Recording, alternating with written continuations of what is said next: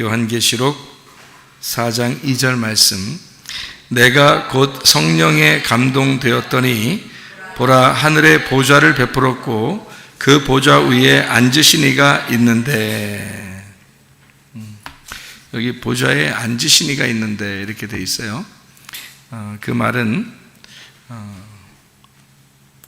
그 일이 다 끝나서 그 하늘나라에서 이렇게 앉아 계신 그 모습을 알 수가 있죠.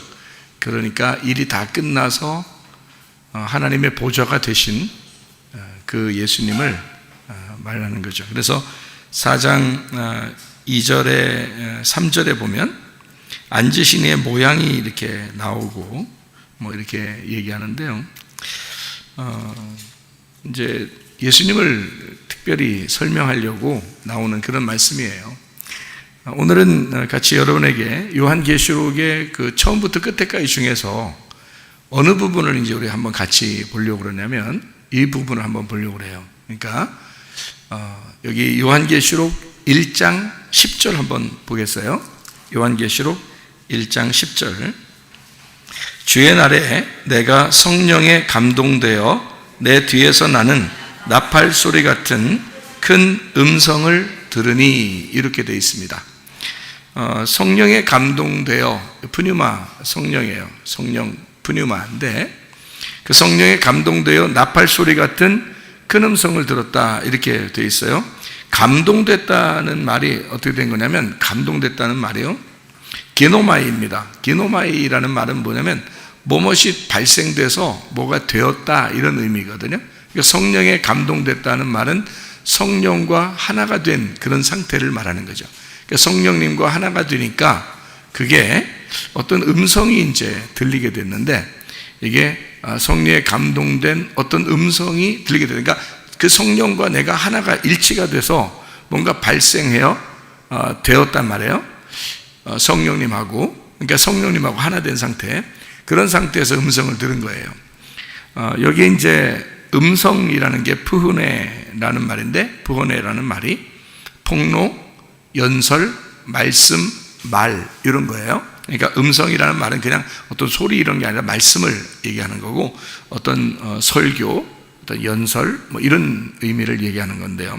이게 파이노에서 나온 단어예요. 파이노라는 단어가 밝게 하다, 보이다, 비치다, 이런 말이거든요. 그러니까 몰랐던 것이 이제 보여지게 되고 밝혀지게 되고 비추어졌다, 이제 이런 의미에서 나온 단어고, 푸오스에서 나온 건데 반짝이다, 빛에 의해서 드러나게 되었다, 불 혹은 빛, 이렇게 말할 때 이렇게 음성을 여기 썼어요. 그러니까 이 음성이라는 말은 뭔가 이렇게 말을 해서 알려지게 된 거죠. 그러니까 몰랐는데 말해서, 말을 듣다 보니까 이제 알게 된 그런 상태를 이제 말하는데요. 그게 음성이라고 해요. 나팔 소리 같은 음성이라는데, 이 나팔 소리는 살핑크스라는 나팔이라는 단어예요. 그러니까 소리 내는 걸 의미하죠. 이게 살로스에서 나왔는데, 이게 진동, 흔들림, 파도, 이런 거예요. 뭔가 소리를 이렇게 진동해서 소리를 이렇게 들었다는 의미거든요. 그런지 그게 나팔 소리 같은. 근데 하나님의 그 음성을 들으면 조용한데, 잔잔한데 이렇게 굉장히 우렁찬 그런 소리예요. 이렇게 들어보면 여러분이 들어보면 알겠지만 조용하게 말하는데 엄청 크게 들려요. 그건 막 나팔 소리 같이 그 음성을 이렇게 듣게 되는데, 이게 뭔가 이렇게 움직이는 것 같은, 파동이 있고 움직이는 것 같은 그런, 뭐가 진짜 살아있는 것 같은 그런 거를 이제 나팔이라고 얘기하고요.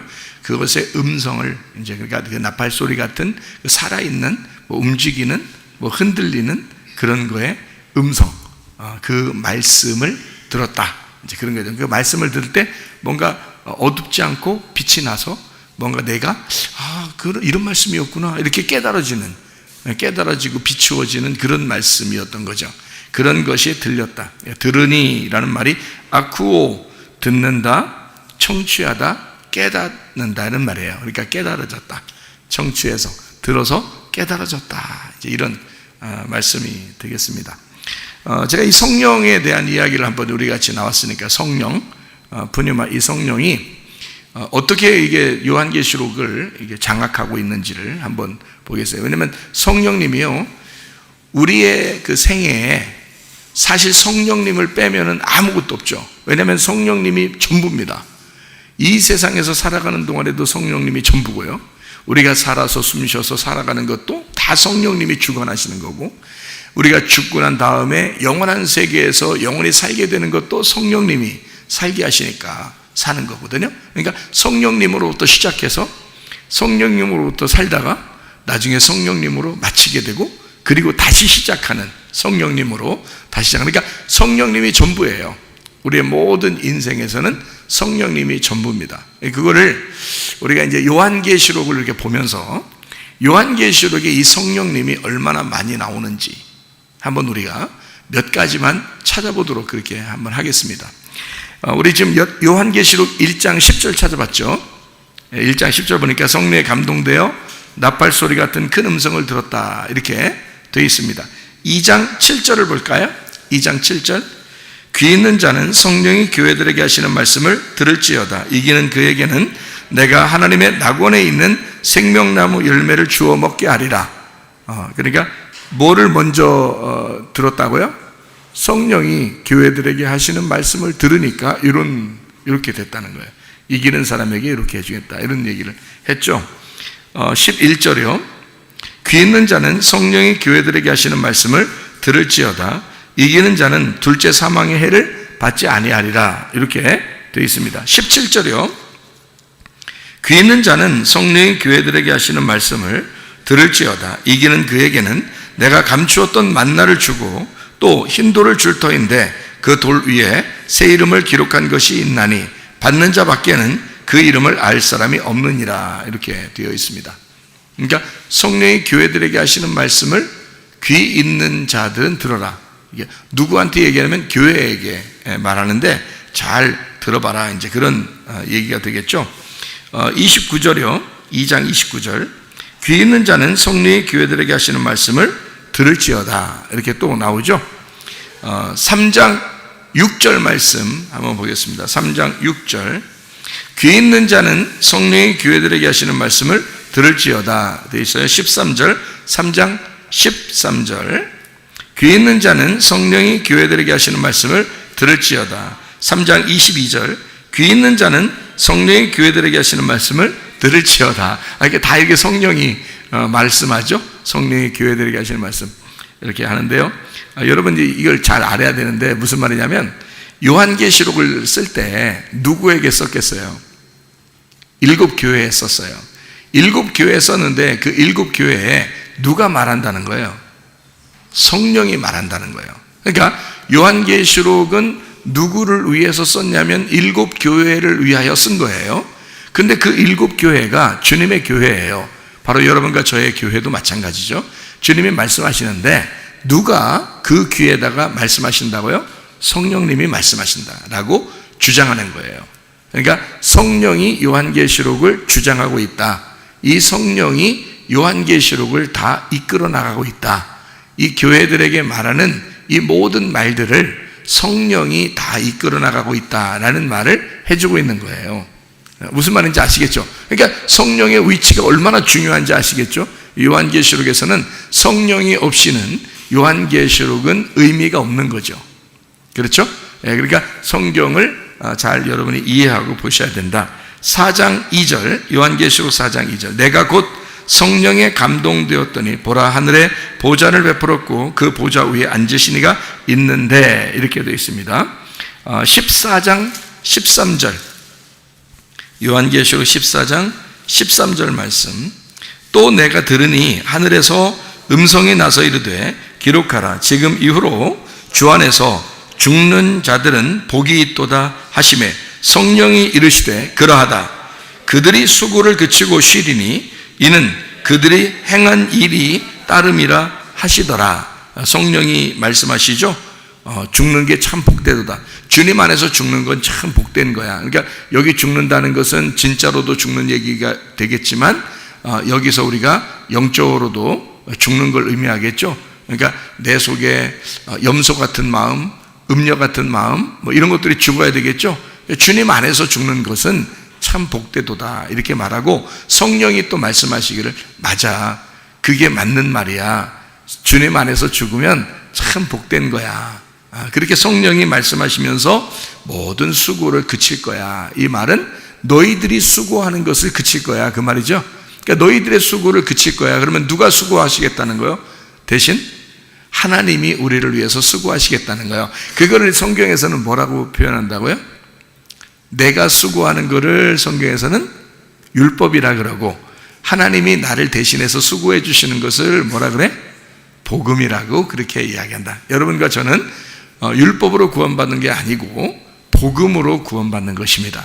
여러분과 저는 다 죄인이에요. 잘못하고 실수하고 허물이 있고 죄를 짓고 이런 사람인데, 복음이 우리에게 와서 그래, 너 죄인인 거 알아, 너 실수하는 거 알아, 너 잘못하는 거 알아, 너 예수 믿으면서도 그게 쉽지 않다는 거 알아, 그렇지만 내가 너를 보호할 거야, 내가 너를 인도할 거야, 내가 너를 위해 수고해 줄 거야 하는 게 성령님이시고, 그 성령님의 복음이라는 거죠, 그게. 그러니까 우리의 수고가 다 끝나고 하나님이 우리를 위해서 수고하시는 안식. 그래서 안식일 날의 주인은 누구라고요? 예수님이라고요. 누가복음 6장 5절에 말씀하고 있죠.